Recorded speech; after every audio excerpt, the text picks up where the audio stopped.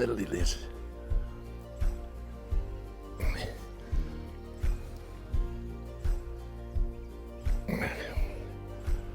Come on, out through the lilies.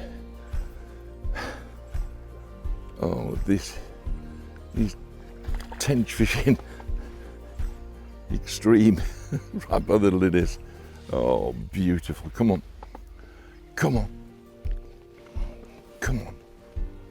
Oh, a tiny fish, but a tench. Oh, there you go. Beauty.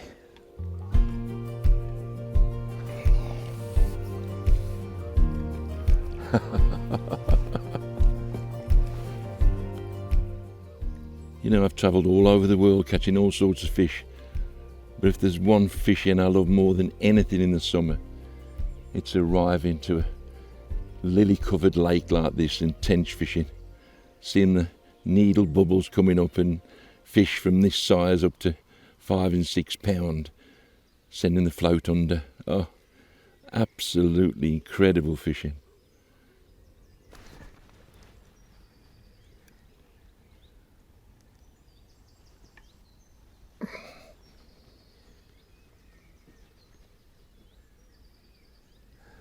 Even these small fish on this pound test curve rod, you know, I've landed carp over 20 pounds on this rod, and I'm playing fish now and having fun with tench that are barely a pound. Fabulous rods, absolutely fabulous. This is the pound test curve. Look at this. Action's beautiful, beautiful. I love it on the float, really do love it. As I say, I've had carp, can you believe it, to well over 20 pounds on this rod, and I'm now playing these fish. Lovely bend in the rod, the hook's not pulling, you know, those are right in lily pads. There you go, another little tench. Great fun, absolutely delightful fun. Lovely, lovely fish, look at that, beautiful fish. I remember catching tench here a few years ago, 5 pound, and obviously these have spawned and enjoyed the environment, and you know, not all tench are 10 pound. This is barely over a pound, but still great fun. Great fight in those lilies. Great fight. Look at that. But as I say, on this rod, a pound test curve, oh, delightful for float fishing for these. But having said that, as I said, you know, I've caught big carp, mid-20s on it. You know, clear water, but still fabulous sport. Let's get this one back. Well, here we are at Docklow Pools, and over the years I've fished this many times. I've seen it develop from one pool. I used to work with the owner, Mike, at British Leyland, and I remember him stocking it at first and his wife bringing breakfast down to the anglers. And then over the years, it's been so good to me. I've had some big fish from down here, carp, big eels, roach, and oh, missed a bite there. And I fished this many years ago when he wanted just a tench lake. And I remember him digging it out, and it was all bland and just typical sort of a new lake. But look at how the richness of the land, and you know, it's not like a commercial, you know, this does have chalets on it, and it's commercial, but it doesn't look like a commercial at all. Look at it, it's a beautiful Hereford pool, and obviously catching these small tench, what's actually happened is the environment is so good that they're breeding. I mean, if you could design the perfect tench lake, well, this would be it. A couple of islands, lily pads, reeds, bubbling coming up, you know. Not all tench are 10 pound, not all tench are massive in gravel pits. You know, just, there's so few tench waters around nowadays, it's just a pleasure just to have a light rod, quite a small reel, 6-7 pound line now because of the fine lines you can use, and a float.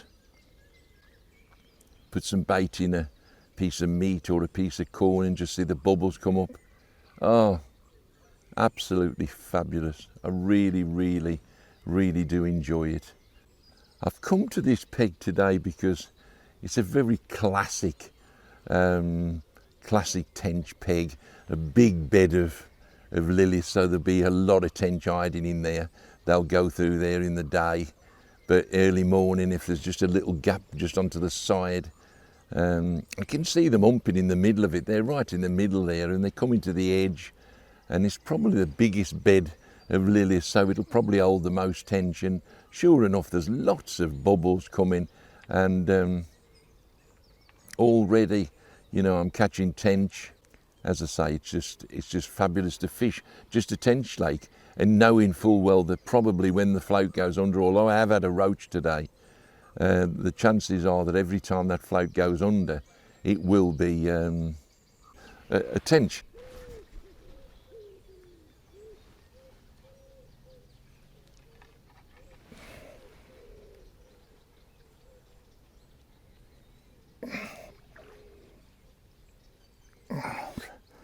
To keep them at these lilies. Look at the bend in the rod. And these are only small tench, but my life, tench fight. Really do fight well. That's caught in a lily pad now. No? Come on, out you come. That's it.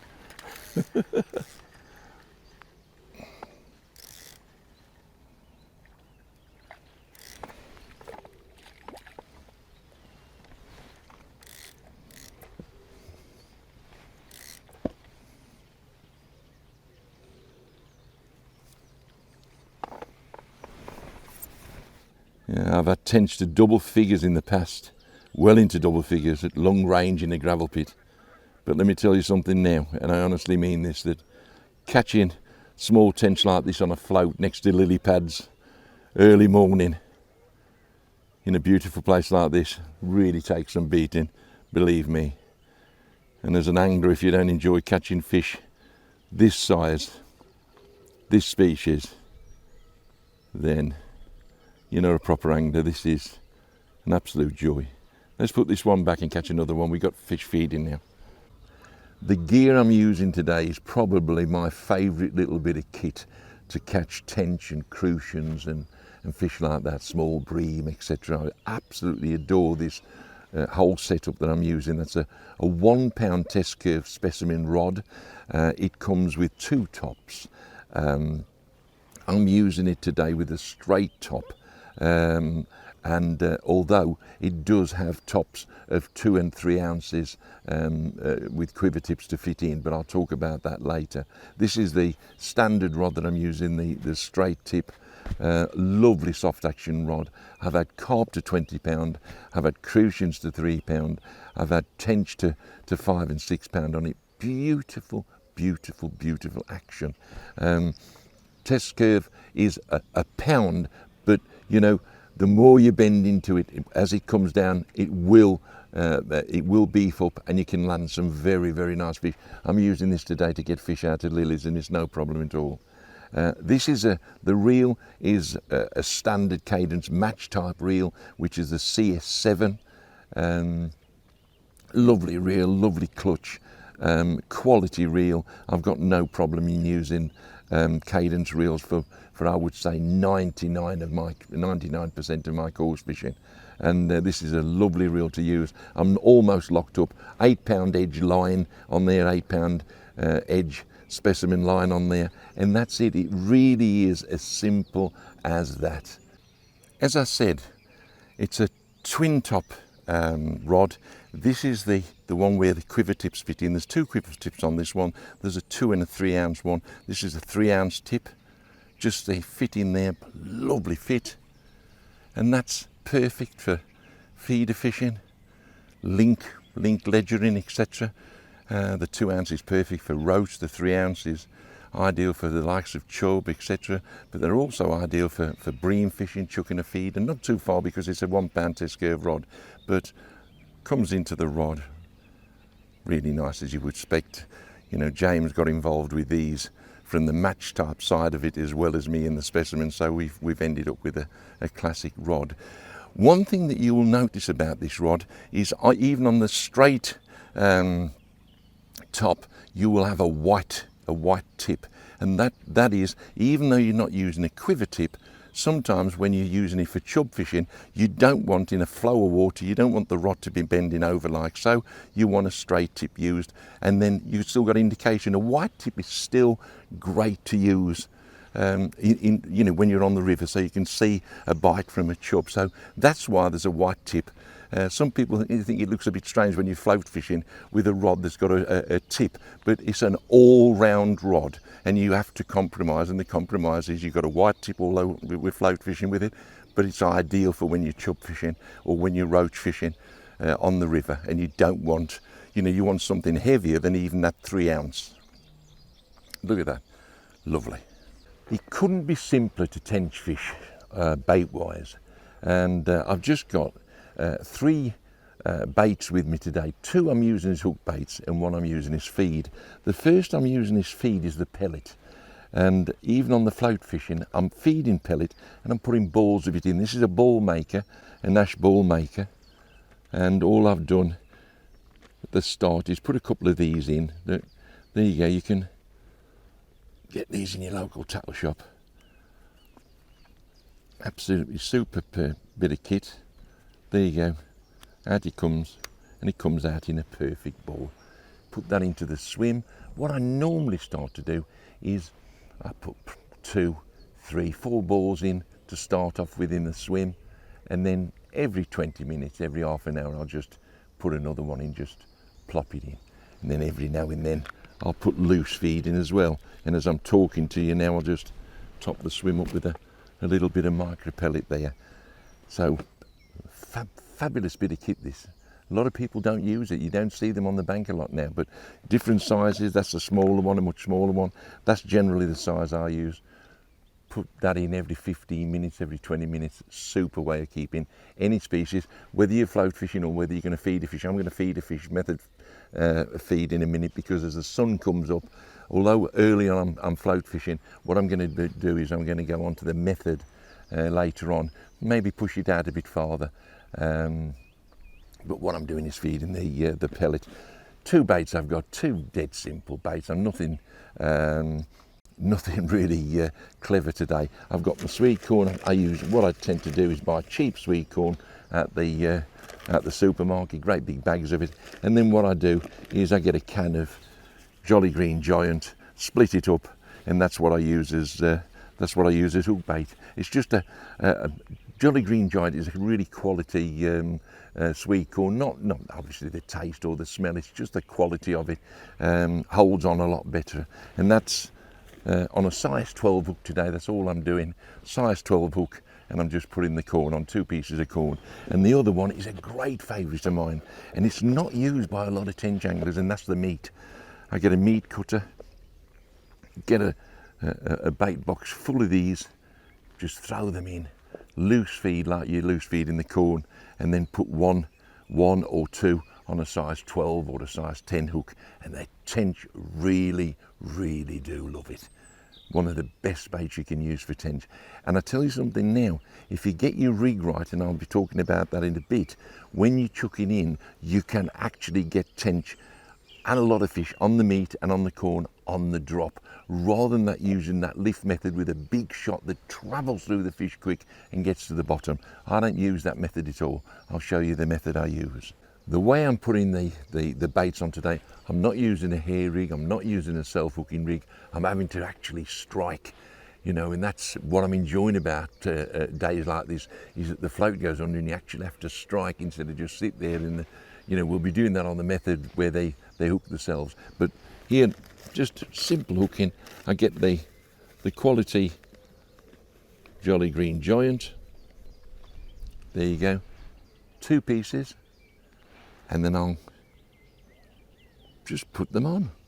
Feed one up the shank, put one, make sure the point's showing, make sure that point's showing, that's what hooks them. And that's it, as simple as that, as simple as that. As for the meat, again, nothing could be simpler. No hair rigs, no fancy rigs, just a hook, a specimen hook size 12, eyed hook and a piece of meat. And all I do, I just put it through the centre like so, pull it round so that it's showing the point, comes out the meat easy. When you strike, bump, it's in. That's it. That's me this morning, as simple as it gets.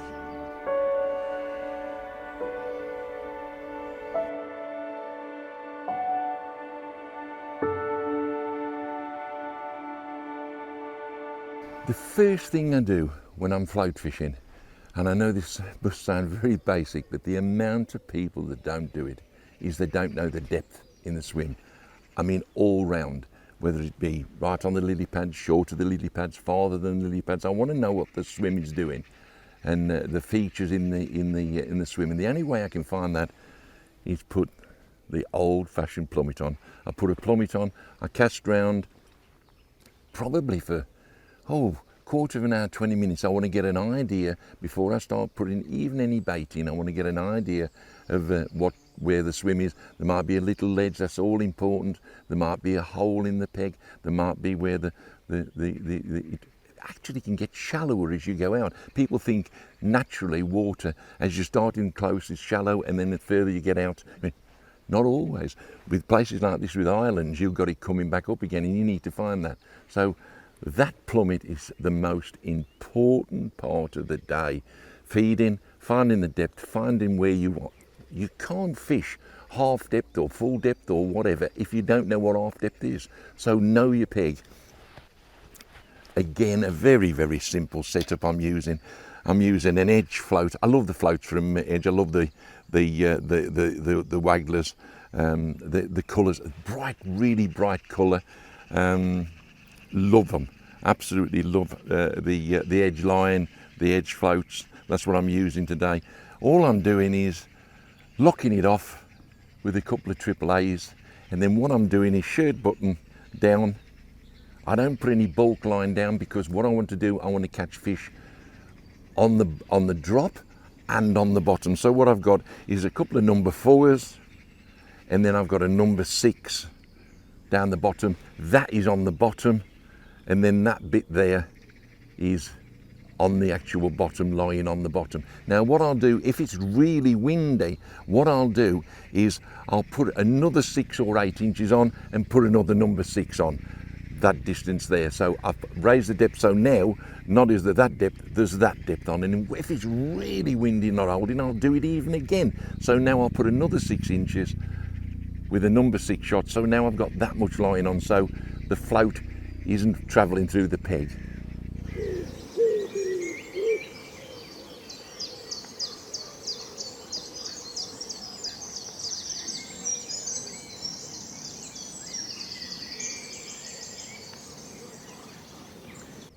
Here's a good tip for you.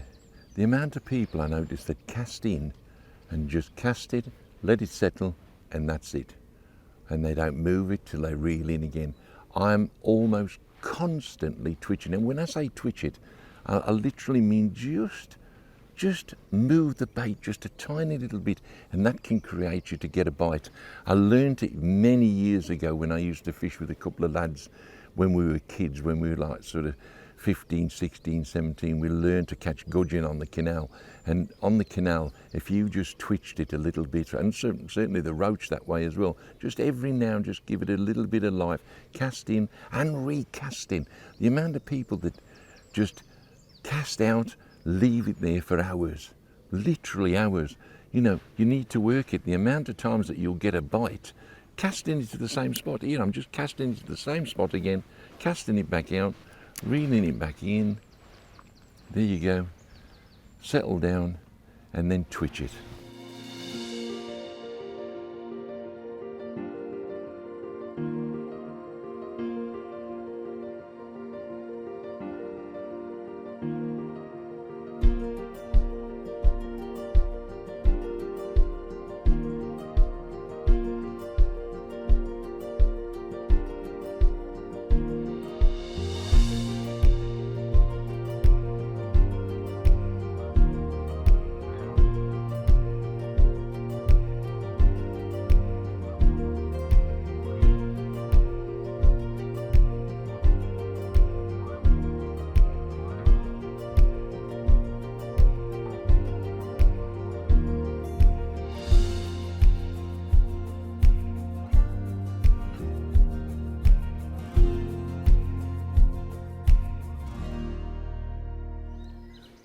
Even at this size, very small tench. So beautiful. And what a method to catch them on the float. Early morning, mist, tench. Does it get any better? It doesn't.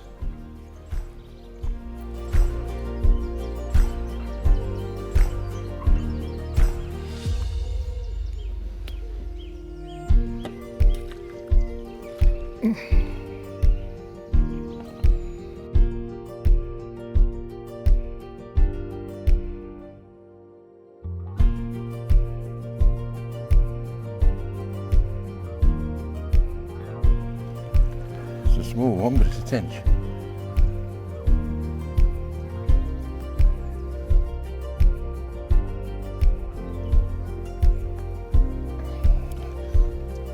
On the feeder.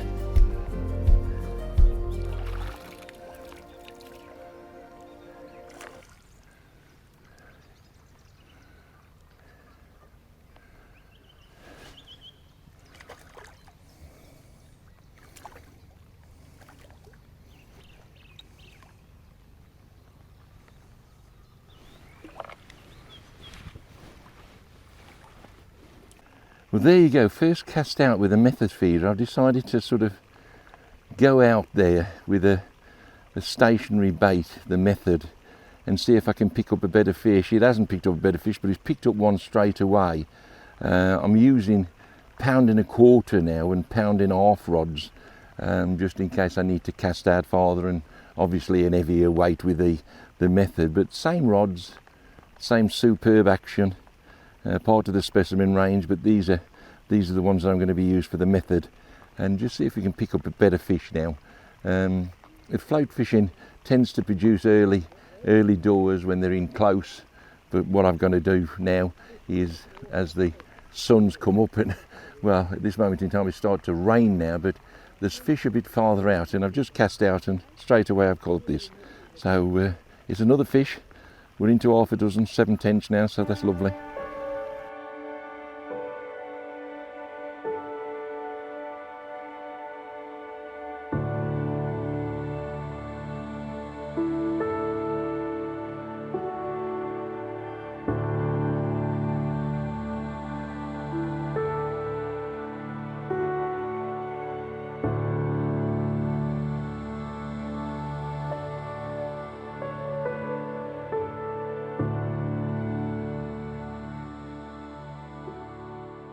And the two methods I use for tench and crucians, this one is an absolute super little rig. And what it is a method feeder, which I just put the sticking pellets on, which I'll show you in a second.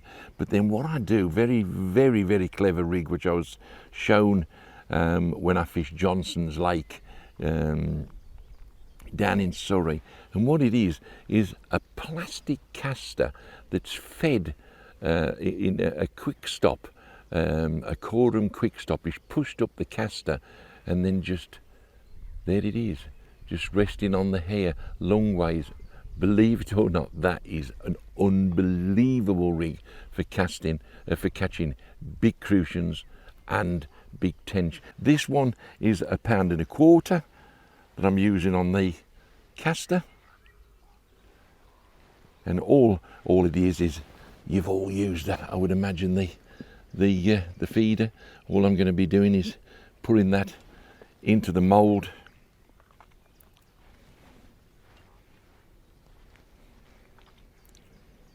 and then out it comes like so. There you go. A lot of people will put them into the feeder. I tend to use it away from the feeder a little bit, just to be that much different to anybody else.